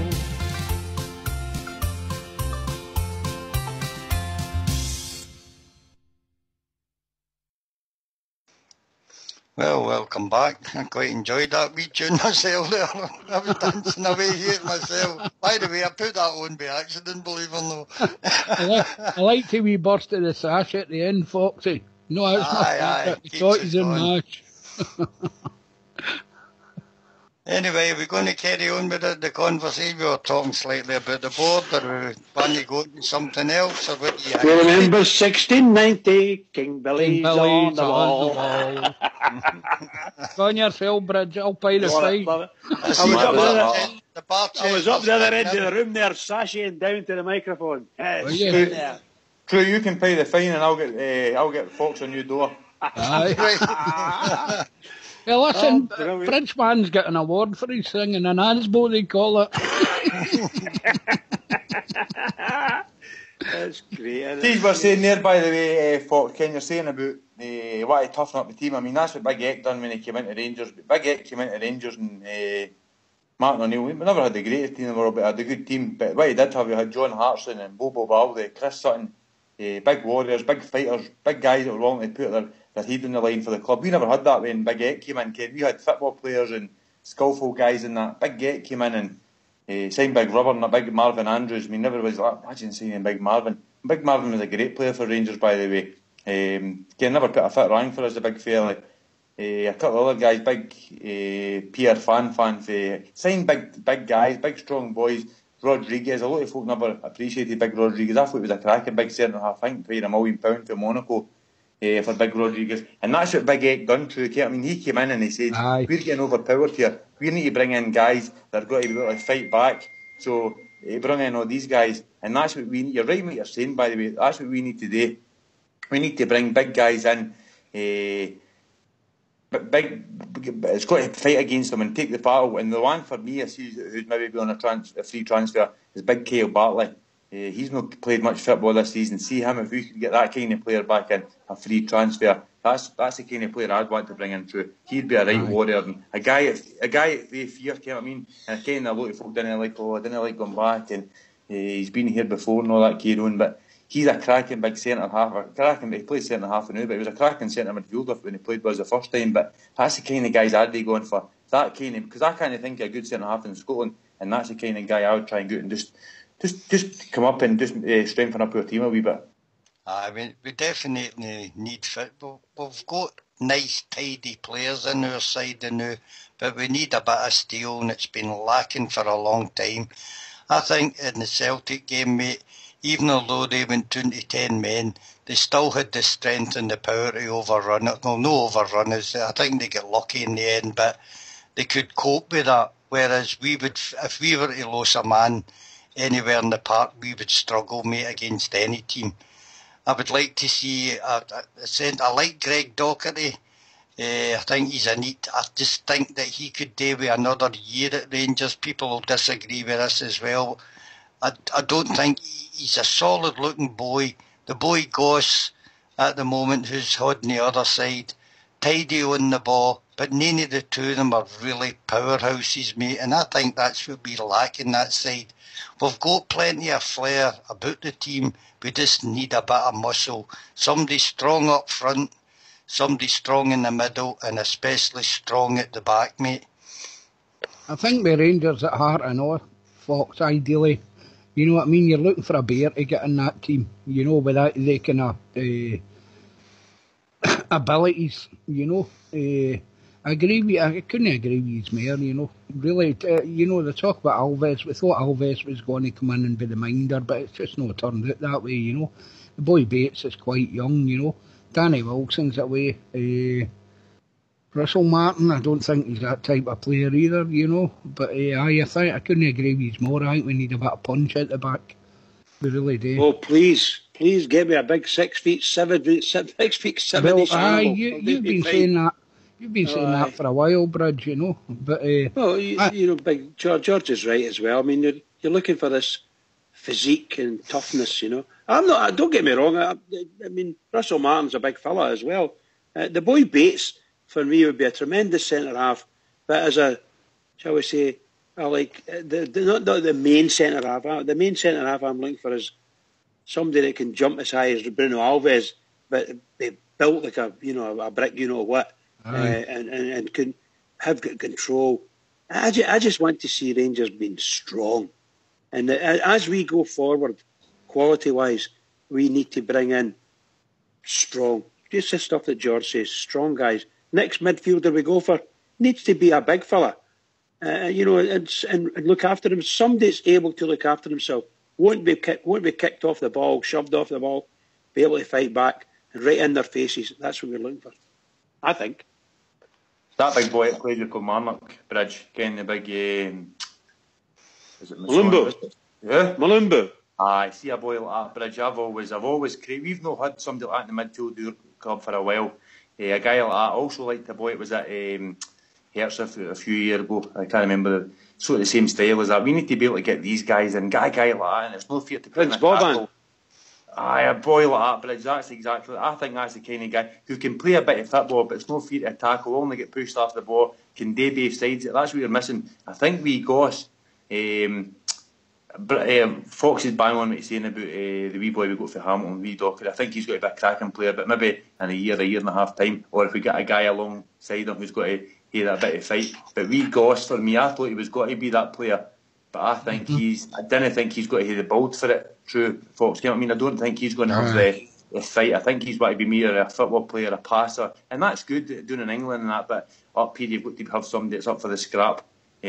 Like Joey Barton, I thought he was going to be taken, he failed as well. So we need to get somebody in. That's the thing. I think that's the Bridgman saying about a centre half and a centre midfielder, and I'll be willing to take on anybody. I honestly would. What has surprised me in the last 10, 15 years is the emergency African players, mate. They're strong as oxys, can run all day, and I think they've added a new dimension, especially in the Premier League down south, mate, where these strong players, they dominate central midfield positions. They seem to have a knack for that. They're big, strong defenders. Even the boy Kepre that played against us, mate, young boy at 21, raw as anything. But I'll tell you what, I think he's French. I don't think he's even African. I'm just saying players like him who can be schooled a bit better, a bit more thingy, but they've got that steel bit in them, mate, that they can tackle very hard and sometimes fairly, especially in Kipre's case. But these players have changed football down in England, mate. See, when you think of some of the big, strong players that's came into the game, England has never really, since a way back, produced midfielders like it, and I think that they've transformed a lot of English sides, mate. There must be guys out there to find, Fox. There must be guys out there, like you're saying, the African guys. I mean, I hate talking about him, but that big guy they had that went down to Tottenham, I think he's one of the best tackling midfielders I've seen in a long time. Aye, I know who you're talking about, mate. Yeah, I mean, he was a Wanyama. Fox. I think a guy like you're bound to be able to find guys, and I think this Mark Allen's the guy to do it, by the way, Fox. I really do. I think we need to get a couple of those guys in. So, I think you're right. They must be out there, Fox. They've got to be out there. I would take it that Africa now is one of the most scouted players, mate, looking for these boys coming through. You see them in most European sides when you watch European football. They seem to have one in the team that does this, that runs and tackles. And even the wee boy that, who's he away now? Man City is away. Left Leicester, mate. He's only a great wee tackler. Gets about the park. I'm trying to remember his name. Kante with Chelsea. Kante, aye. Kante with Chelsea. Player, you know. And I think we've got Ross McCrory coming back, mate, who's going to add a wee bit of steel in there. But I still think we need one of these workhorses that will run about and tackle everything, mate. And until we get one of them, we'll always struggle against some of the Scottish sides who have big lumps of boys at the back. Who are pretty players, don't get by them often, and I think that's some of the things we need to put right as strength into this side. That used to be a Scottish trait, Fox. You know, you think of Bremner, Billy Bremner, you think of wee Doddy with us. You know, that was our trademark at one time, Scottish Terriers. You know, it was well known in football, and every English club had their share of them. Again, you're wondering why we're not producing these boys like that. I agree with you as well. If you're looking for solid people at the back, you're looking for solid people in the midfield who would tackle a brick wall for the Rangers. That's what you're looking for. You know, but they don't seem to be about these players now. We don't look for them in Scottish football. All the young boys want to be attacking midfielders or strikers. It's been like that since I was a boy, but a lot of the boys were just like big baits, mate. A boy that was more or less cast aside with Rafe Rovers is now playing in our first team, mate. Now all he does is the basics. He doesn't do anything else but the basics in the game of defending. And I think we could do with another couple like him, mate. Aye. We need full, but Declan John Taverner, brilliant going forward, mate. Can he tackle for the life of him, mate? No, Taverner's a bit better than John is.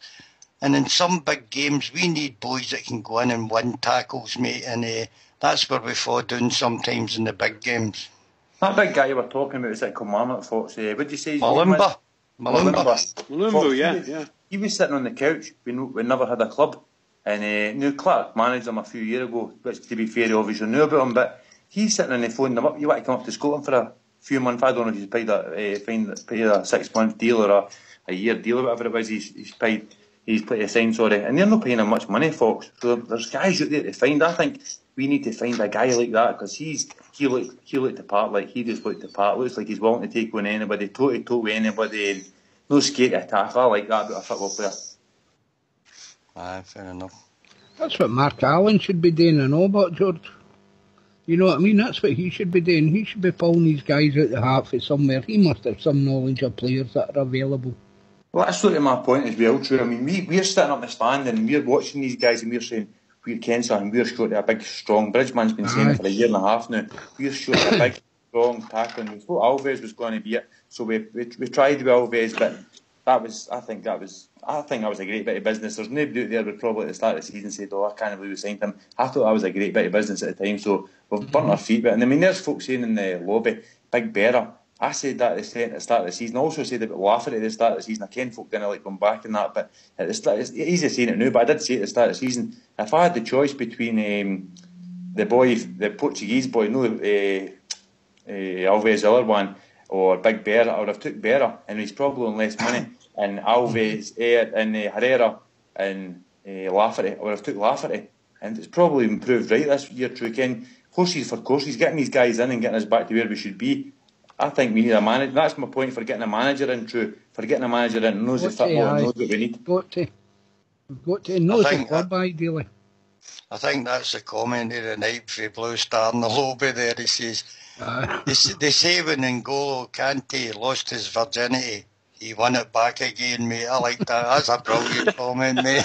As indeed. A big shout out to Blue Star there. Can I say hello? Look, there's a couple of names. There was a couple of names mentioned there, which people have spoke about before. Berra he's doing a great job with Hearts. There's no doubt about that, and he was doing no bad job doing in England. He's not wouldn't be my cup of tea because I don't think he's big enough. But also, you watch him playing, and he's one of the dirtiest, most annoying centre halves you've ever seen. That may be a good thing when you're playing for Hearts or any other team, but when you're playing for Rangers, we give away enough fouls as it is round about the box that if he played the way he plays for Hearts and he put a Rangers jersey on, he would get booked every single game and possibly sent off because it just sometimes he really is very crude tackling, particularly against the Rangers, of course. You know that's the ones I see him. But I'm not keen on that type of player. But I'll take. I respect everybody's judgment on these sides and their opinions. It's worth it. And you go through, you were going to say something else? I was just saying, I know Mrs. Page listens to the show and she can't see the lobby. He's swearing in there again, Mrs. Page. Have a word with him. Well, actually, that's right enough. Page just said what I just said there. I didn't see his quote in the program. So sorry, Page, if I'm stealing your thunder there. But that's the way I feel about for that boy. That's the way I feel about him. And else on the subject of what we're talking about, or do we want to move on again? I'm into the low in the East. You think he'll still be there next season, Fox? Oh, God. That's a really tough question, that, you know. I'll hopefully we get... The time has come for people like Dalcio again. We've never seen anything out the boy.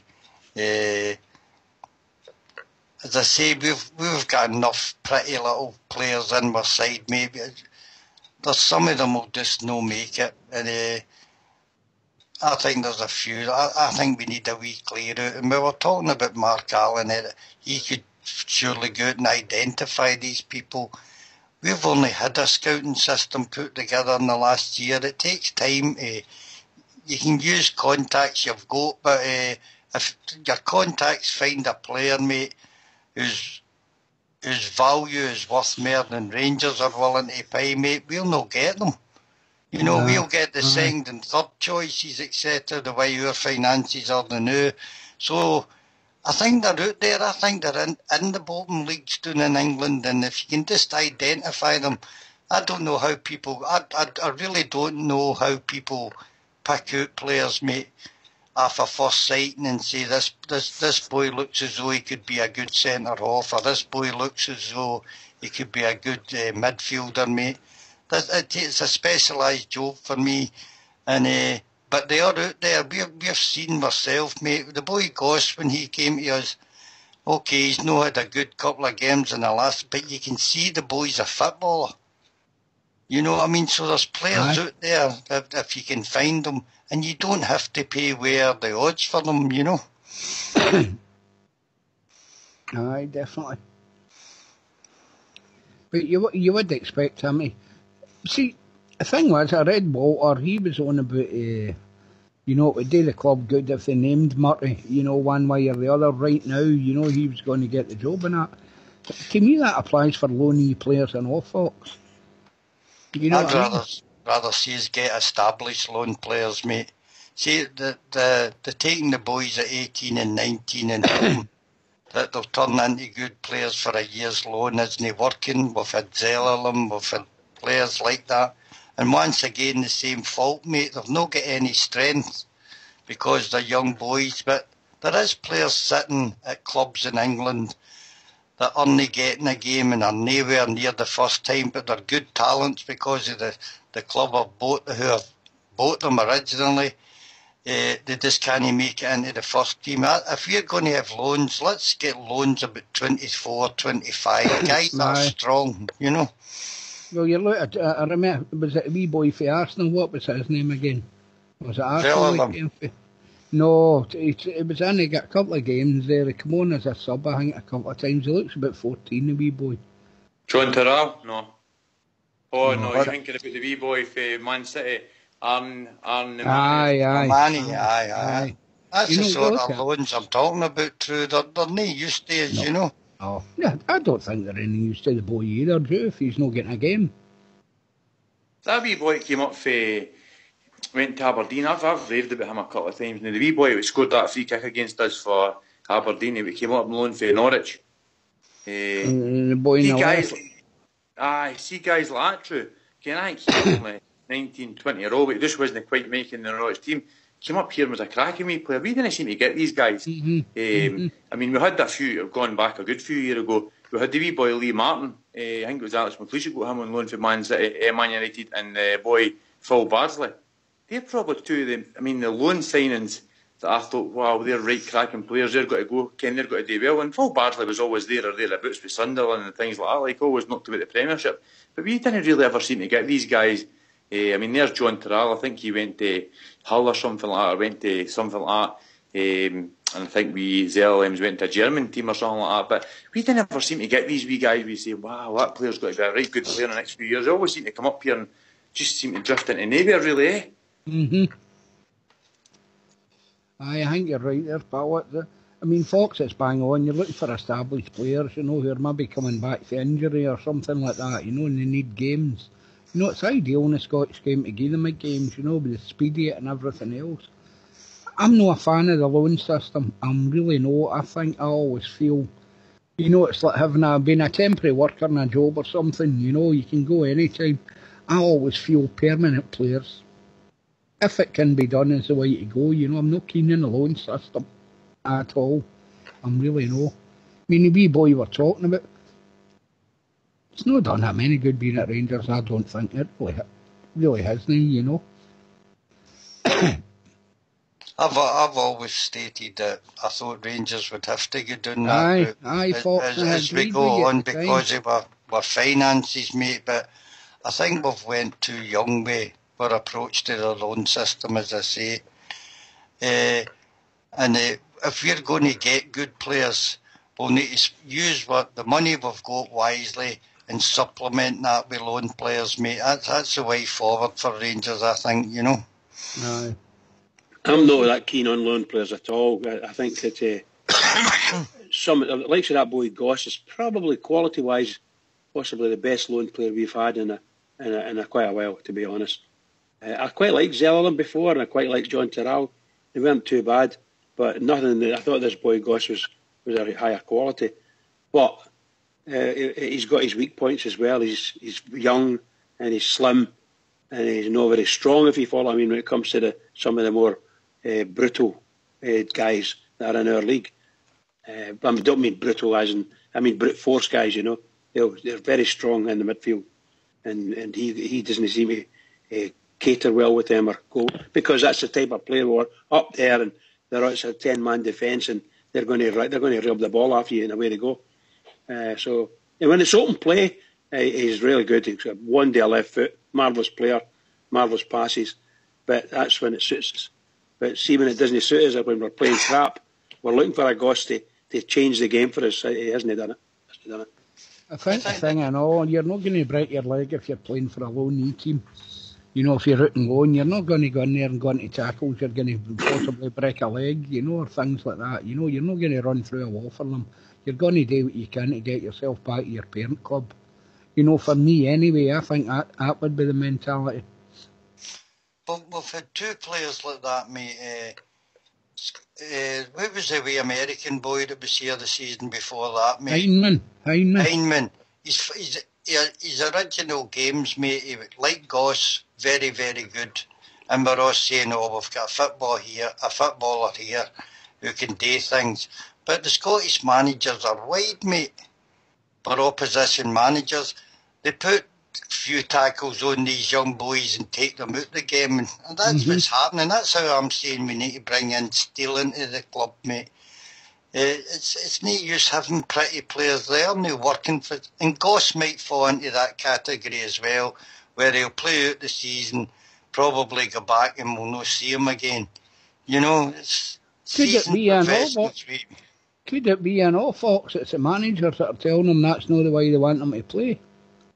No, I think it's the opposition managers are leaning on the boys. You know, they're picking a player out and saying, you go and you hit him a couple of times and he's not comfortable with a challenge and all that. That's what I think happens, you know. Anyway. I was always under the impression, I'm not a great fan of the loan system as well. I've said that before. In fact, I'm not a great fan of the transfer window. To be honest, I wasn't. I've seen more of that, and I had the other way for Ken before the transfer window. But I preferred it when you go to your squad and you could get your guys wherever you wanted to get your guys. And that's buying players and all that. I just didn't understand. I just didn't like it. My honest opinion. But I thought when they're doing in England, you've got to have a 25-man squad. I thought the Scottish club are going to benefit for this because they're going to have maybe 30 guys, and they 25 guys, maybe 3 or 4 of them will go to other clubs in England. We should be able to nip in there and get good quality players that just aren't making that 25-man squad until like Christmas, and then to the Christmas point to the next point. But it's never ever worked through that. It's always young laddies we get and trialists, and I don't know where it is. I mean, Mark Allen brought up that boy from Man City. I thought he looked like a good player, but he's not got to make it in Scotland, folks. Ken, he's just not going to do it in Scotland, my honest opinion.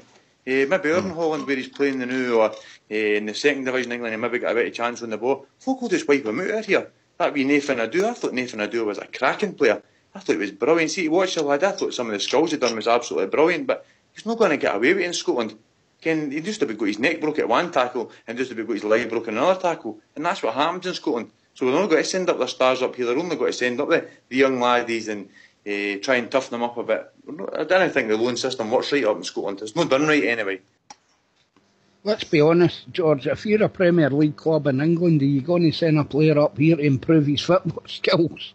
I don't think so. You're sending them up here to physically toughen up, I think. Toughen them up, true, that's what I'm saying. You're not actually saying aye. If they're a standard, they can, excuse me, a regular game for Rangers, you're giving them big crowd experience. That's about all they're going to get out the game up here, sadly. I think, anyway. You know, I don't think we've got a standard of football that nurtures, young talent at their level, the level they're looking at and the level they're playing at. I don't know. Tell me, what do you think? Bang on, mate. Anyway, can I just change the subject, guys? On this day, I think it was 23 years ago, Davy Cooper passed away. Absolute legend for Rangers. Started his career with, we all know, with Clydebank, came to Rangers in a £100,000 deal, and the rest is history. What's your comments on Davy Cooper? First Bridgeman. I remember in the news, I'm broken-hearted. And I said, we were actually out when I heard the news. I said to the wife, it doesn't matter what's happening, I'm going to Ibrox, you coming with me? And she says, of course. So we went over there, and the people were in their thousands, They were stopping by. The place was just full of scarves and strips and goodness knows what. and I was soaking up the atmosphere. What a night, what an evening, what thoughts going through the mind, and chatting to people and their memories, and so sad, really and truly sad. But the Rangers support did well for him, I'll tell you. And those thousands and thousands of scars and strips, incredible stuff, incredible scenes. George, your memories, David Cooper? Too young for you, mate? 23 years ago, folks, I was 13, 14-ish. But I appreciate good football players. There's a wee guy in my work, actually, he raves about me, absolutely raves about David Cooper. He keeps on saying, what would he be worth now, and things like that. So I watch all the clips and obviously hang with, but I don't think we ever have or ever will see a player like David Cooper. Just a sad story, isn't it? Just a really, really sad, an absolute genius. And he probably is far too. I was far too young for him, for me to remember him, folks. I think the best comment I ever read about him was Ray Wilkins' comment. He was a Brazilian trapped in a Scotsman's body, mate. He had skills way beyond anything probably we'd seen for a long time since Baxter's day, mate. Absolutely terrific. Best known for his two famous goals, one against Celtic, one against Aberdeen. We've all spoke about them. But he was such an engaging player to watch. He wasn't possessed with great skill, but could beat a man. A thing that's badly missing for me in Scottish football now is players that can't beat men. I mean, I'm all for young players learning pass and move, and that's how they play in the football now. But surely in football, it's people like Cooper. You should be able to beat a man one-on-one to be a professional in a top standard team in Scottish football, mate. We don't have that anymore. We don't have people that can turn a game in an instant like him. And I think it'll be a long, long time before we ever see anybody like him again in a Rangers jersey. True? Aye. I've got to agree with you, folks. The great Ruud Hullet says he was one of the players that influenced him most. Hullet was there playing some game, I can't remember, and they interviewed him on Scottish telly, and they spoke about Davy Cooper. He loved Davy Cooper, watching him. But Davy Cooper was maybe... he was one in a long line of famous Rangers wingers we had right through for Willie Waddle, Willie Henderson, Willie Johnson, Tommy McLean, Davy Cooper. Fantastic player, great exponent of the ball. And like anything else, a young man, I think Davy Cooper was only 38 when he passed, 39. 39. Terrible tragedy. But I found myself... it wasn't the day it happened. I think it was the following Wednesday, up at Ibrox, putting a scarf in a gate, and it was horrible. It was really horrible, like any young person taken too soon, but somebody in the public eye, and adored by the Rangers support. I think, in fairness, Davy could be inconsistent a lot in these games, and I know Big Greggy didn't fancy him when Big Greggy was the manager, but a great servant of the club, and he played for the club he loved. He said it himself, but absolutely fantastic exponent in the game, Good old-fashioned winger, got people off their seats, never knew what he was going to do next. Absolutely wonderful player, Taken too soon, mate. Yeah, but every Rangers fan's dreams was to be a Davy Cooper if he grew up around about that age, mate. He had a wonderful start to life in football when he first went to Clydebank. I think it was Hal Stewart that signed him away back then. And he'd a signing on fee. It was rumoured for £200, and how they paid for him, mate, was they emptied the puggy machine.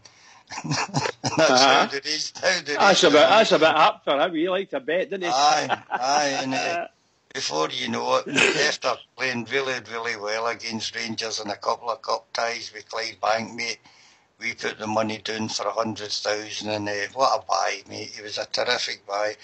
I think in his time he won three titles at Ibrox. Same again in the Scottish Cups, and I think it was 6 or 7 League Cups he'd won, mate. But even when he left us, mate, he went on to Motherwell, what we would call as an unfashionable club, but still managed to win a cup with him as well. He had everything in his game, mate. I'm watching some of the clips here that the old school blues put in the lobby, mate. And for young guys, they hear the older ones talking about, to actually watch him on the ball is amazing, mate. You could turn in a banner, you know. I watched that thing, folks. I watched that. I always watch just Lennon Maiden. I watch all the different clips, and I mean, some of these goals were unbelievable. Like I say, I can't really. I don't remember him playing, to be honest, if I'm honest. Remember him playing with Mully. I always remember getting the stickers, the sticker books, and I always remember David Cooper. That's what I remember of David Cooper. But recently I've been watching the 10 and 6s, and I remember the one was at I think it was 89 or 80, whatever year it was anyway, and he was playing, and they call that exhibition matches, folks, and that's what it was, watching this guy playing. It was 10 and 6s, it was 5-a-side or 6-a-side. I remember that, the 10 and 6s, And the one where they put the ball off the sideboard and played it back to himself.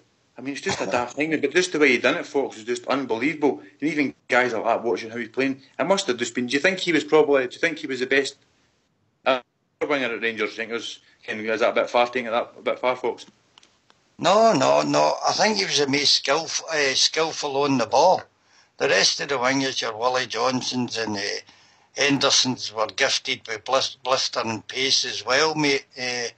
But Cooper could be surrounded with players and waltz through them, mate. It didn't matter how many were running about him, mate. He could somehow dig his way out and come out with the ball. He was absolutely fantastic to watch, you know.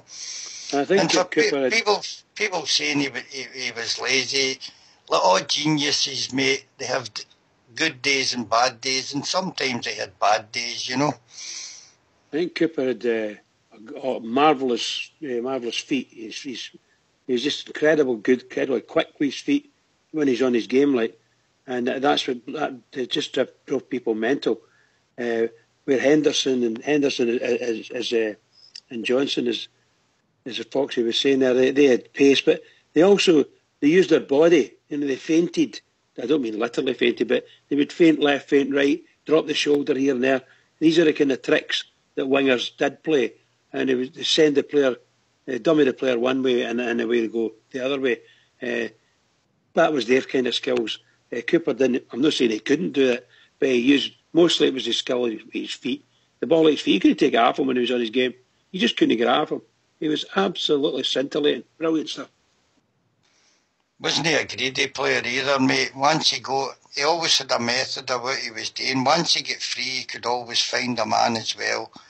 Blister and shot, as we've seen against Aberdeen and against many other teams, mate. I mean, that was where the all bomb, not these light things we're talking about the new, mate. It was like a bullet hitting the back of the net. Oh God, the memories really take me back here, mate. You mean a free kick at Ibrox against the Hibs? Do you remember that, you Fox? Oh, he scored that many, mate. Aye, I know. Yeah, aye, taking to.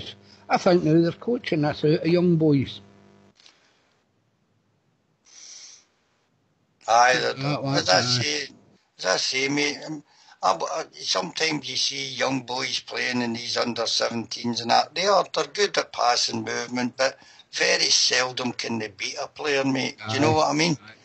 And I don't know whether it's drummed out of them at these schools or whatever, mate, but a wee bit of individuality goes a long way with me, you know, and I think young players now are scared to do it.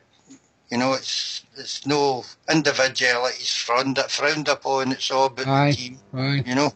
I mean, I remember at school, was there anybody in your school team or in your class even or out in the playground that didn't love scoring goals? You know what I mean? No. That's what it was all about, you know, but I think there's too much coaching nowadays. How would you coach a guy like David Cooper, you know what I mean? You know, with the kind of skills. Oh, you couldn't coach Cooper, mate. No, you couldn't. No, I know, but that's what I'm saying, you know, it'd be ludicrous. Absolutely fantastic player, you know, and as I said earlier, taken too soon. He was known as Albert about the dressing room after a character at Coronation Street, Albert Tatlock, who was grumping and moaning, you know.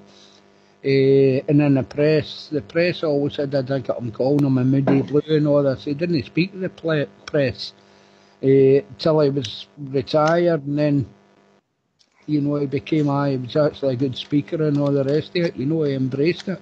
You know, he was looking for another career in it.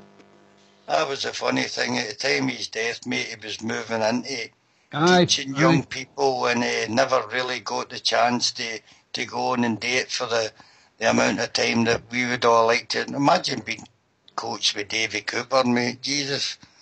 But see that skill, Fox, I don't think you can coach it into MD. I think 90% of that is natural, mate.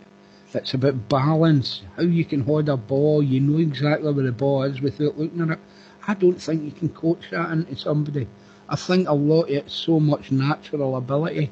You can coach how they use it, but I don't think you can actually coach these skills into people. I think you're right there too. Of course, I think that's 100% right. You've either got it or you've not got it. And somebody like that, well, you can coach, don't get me wrong, you can coach people. Of course you can coach people, but with guys like that, I think you've just got to keep them on the right path. Ronaldo and things like that. You've just got to keep them on the right path. Let them do their own thing. Baxter's probably another one. I don't think you can coach these guys. I think these guys have just got it. And see, no, I can't think any natural players like, you've got Ronaldo and Messi and things like that, but they're trying to coach these guys for 11-year-old now, true. Maybe that's the problem. Okay, maybe that's the problem. We're going to a different debate enough, but maybe that's the problem. Maybe you're just letting the boys go out and kick the ball off the cars and things like that, like used to do years ago, and down the park, 15 aside and things like that. Now they've got them in at 11-year-old, and they're not allowed to play with their school team, and the game's at 9 o'clock on a Sunday morning, and you're not allowed to play with your pals on a Monday morning and things like that. So I think that's got a lot to do with it, like, eh? The best coaching I think you can ever get is exactly what you spoke about. Doing the part on a Sunday, about 20 aside. You need to beat about 10 men before you can see one of your own players. You know how Wayne's they are on about after the ball constantly, you know. And that was great, you know, natural skills you had to use then, you know. I mean, Bridgman, you're an old guy and all. Do you not think a lot of that's natural ability? Oh, 100%. I can't disagree with anything you've said. The wee point that you mentioned about coaches, I'm afraid that Cooper, Henderson, Johnson were of a different era. Baxter, entirely different era. These guys had a massive swagger. They knew they were good. They knew 100% that they were great. And God help any coach that would try and tell them how to do it. But God help them if they didn't do what for the team, because the coaches or the managers would give them a rollicking. But invariably, these guys knew what they were doing. Baxter, I believe Baxter used to just say, just give me the ball. But get it to me. You do your job. You get the ball to me. That's it. That's your job done. Something like that, you know. And you could just see it. You could hear him saying it. I could just visualise the wee grin when he's saying these things. Henderson, well, you know, he was a fantastic wee winger. Bud Johnson, flying machine. Absolute flying machine. You know, great players, all of them. David Cooper. Oh, and among the best.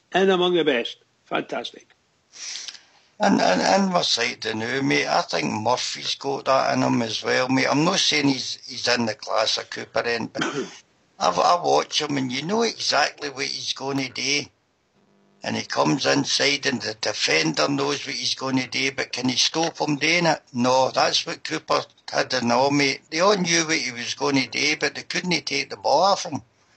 And I quite like that about Murphy. He's no, as I say, he's not in their class, but he's got that wee bit of trickery, a wee shimmy, mate, and sends the defender the wrong way, you know. I kind of like him for that. He's got a wee bit of individuality for me, you know.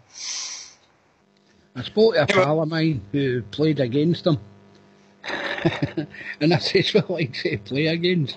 He says, I can't sleep at night. He said, thinking about it if I'm playing against him the next day, you know.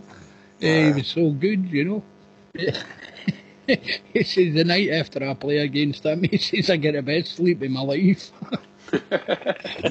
Try to catch him. And making up for a sleepless night the night before, you know. And then ended up a teammate of his, you know, but that's another story. But fantastic exponent in the game, great winger, you know. But as I say, he was inconsistent as well, Davey. There was games he disappeared in and all, and then all of a sudden he'd get the ball and wow. Man, could he move? You know, one of the things about these guys is they when they go past you, and the next time they see you, they laugh. They get not an out guffaw laugh, but they laugh, they smile, and they're actually laughing at you. They're actually laughing at you, and it's humiliating. You know, humiliating. But there's nothing you can do with it. See, for a winger beating a man like that, Bridge, it's the same as a striker scoring a goal.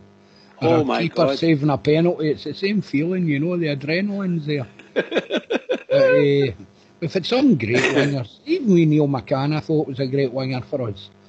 You know, I thought he done hell of a well for us. You know, he wasn't in Cooper's class. Don't get me wrong, you know, but Davy Cooper, wonderful, absolutely wonderful.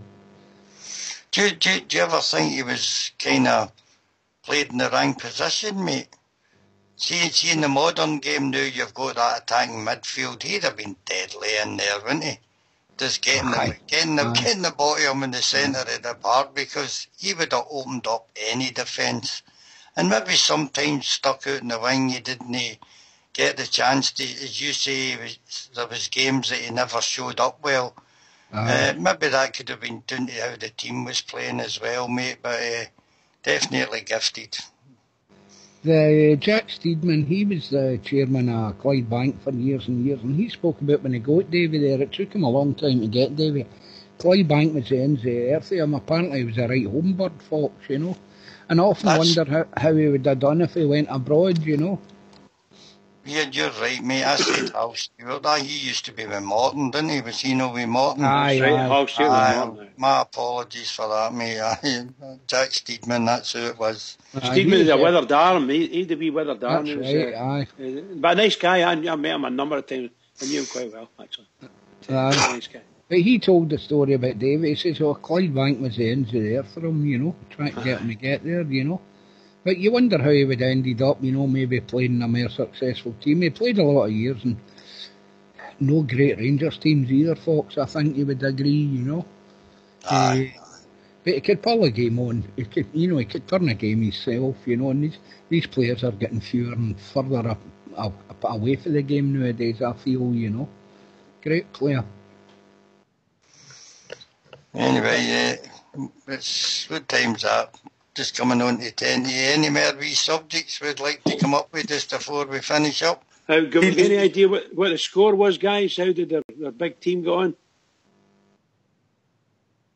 No, okay then. Nobody going to say that. No. Look, how did England do tonight? They were drawing nothing each, last I heard. See, just what you're saying there, I mean, I'll just listen to you. I could listen to you guys talk all night. I said it last night as well, when you're talking about guys like that, and Ridgeman's passion for Baxter, and yourself, folks, Colin Steer and these guys. It's understandable why we used to qualify, folks say, why do we not qualify for things now? Because we've not got Baxter, we've not got McCoy, we've not got Cooper. That's why we didn't qualify for things now. It's not nothing to do with PlayStations, it's because they're just not good enough anymore. I mean, these guys you're talking about are all world-class players, could have got in any team in the world. That's why we qualified, and that's why the Rangers fans supported all these teams, because we're proud of what we've got. Now we've got guys that are playing, and any offence to guys, they're still doing their bit for their country and things like that. I think the captain tonight, Charlie Mulgrew, was, I think they said he was playing the third tier of English football.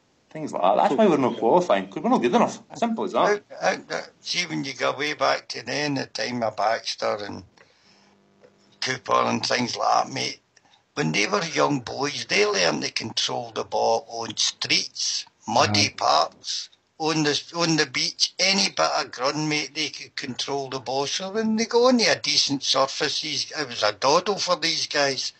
Young people knew they go and play in AstroTurf. The other thing I was going to say about the older bears there, they done this for 10 hours a day when they were Wayne's, mate, like all the rest of us. You went out in the morning, went to school, you played football at dinner time, 4 o'clock, came, changed and back out to play football until it was dark, mate. And that's how we produced so many good players back then. They were at it for a very young age on all sorts of surfaces and playing with bus balls, tennis balls, any kind of ball you want, and they could control it. A bit like the Brazilians, mate, who learned all their craft as boys just playing street football. And it does, you're always going to find a couple of peaches out of boys that go about like that. Do you know, I think so, True? 100%, Fox, 100%. I mean, I played on pitches you want to let Wayne's walk on nowadays, you know. You know, you get done for cruelty if you played football.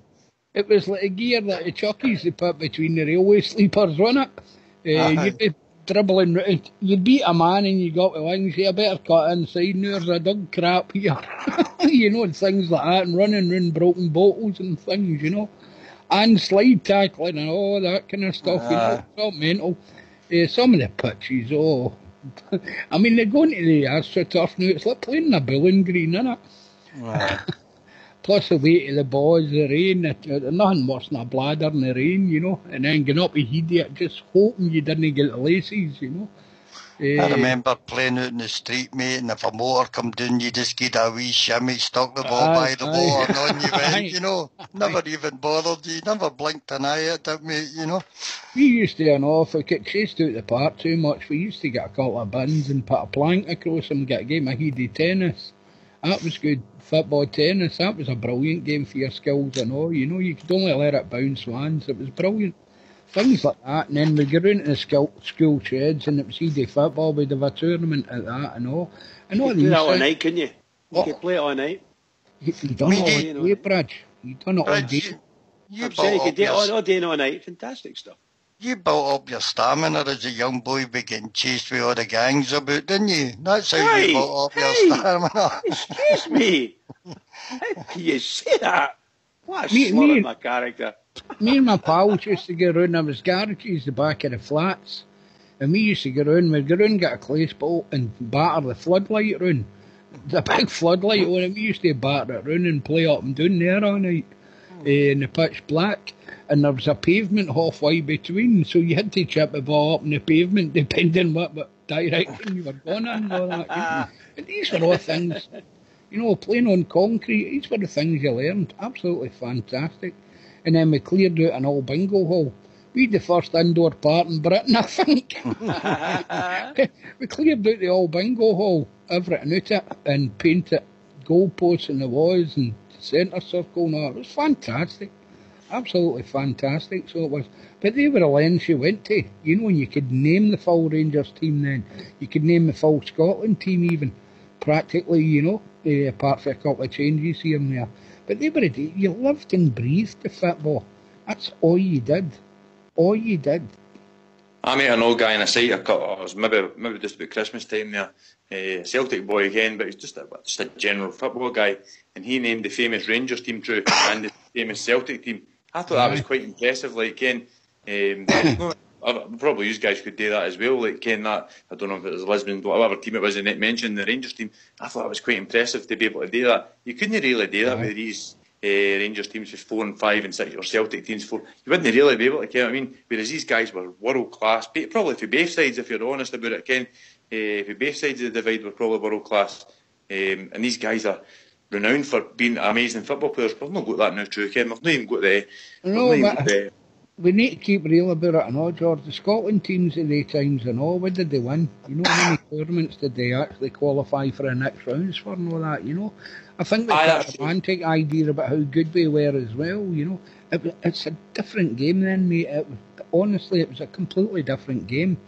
And that's why I wonder nowadays, they get spit. I say they get injured spitting a chewing gum out. You know what I mean? And they seem to be out for months on end now. And it's practically a non-contact sport. You know, it's wild. I just can't get my head around it at all, you know. But as I say, we've got this romantic ideal. We'd all our favourite players as wee boys and all that. You know, I love Polly Henderson, people like that, watching them play. And it was just fantastic. But again, I think the memory's kind to a lot of people as well, you know. You tend to remember all the great things they've done, all the good things they've done, you know. If they have a bad game, it's forgettable, you know. Anyway, we're coming to the end of the night, guys. Thanks very much for joining us on the panel. So it's time for a wee bit of shout-outs too. I nearly said something else there. I nearly said it. Well, listen, if you're getting caught short, you go and I'll shut the show down. I I'll finish up. I can name the famous team now. McLeod, Jardine, Matheson, Greg, Johnson, Smith, McLean, Conn, Steen, McDonald and Johnson. There you go. And the Celtic team was scum. Right? Right. I couldn't name you the Rangers team for the next game. I don't think any is good, eh? Mad. Anyway, give a shout out to a big shout out to you guys as well. It's hard going when they're no news, and especially when they're international stuff on, you know. And you guys in the lobby, get phoning in here, speak to the boys. It's a right good laugh. You'll get a good laugh on here. It's just like talking to your mates in the pub. I don't know how you get on with them, but give us a phone in, help the boys out, keep the platform going. That's the way to do it. Cheers, mate. George? It's been enjoyable the night through, Fox. Sorry, it's been enjoyable talking to you. I've been on right from the start again. I liked all the subjects, especially listening to you about David Cooper, sad news and things like that. But it's good to listen to you guys about all these things. Bridge? What can I say? It's been a fantastic night once again. Well done to everyone. I've really enjoyed it. Good discussions. Pet subjects as well for some people. Really liked it. Can I just say to all the Rangers fans all over the world, and particularly Rangers fans on here on Rangers Radio, every single one of us, please keep it going for the Rangers, because we need it. Keep it going. Well, I'd like to thank the three of you. George, first time on the panel. George, very good show. Thank you very much. Two Blue for coming in and bailing me out. And, of course, Bridgeman. And lastly, of course, Mr. Smirnoff, who I thank most of all. We'll be back on Monday night. We'll see you about 9 o'clock. Thanks very much for listening.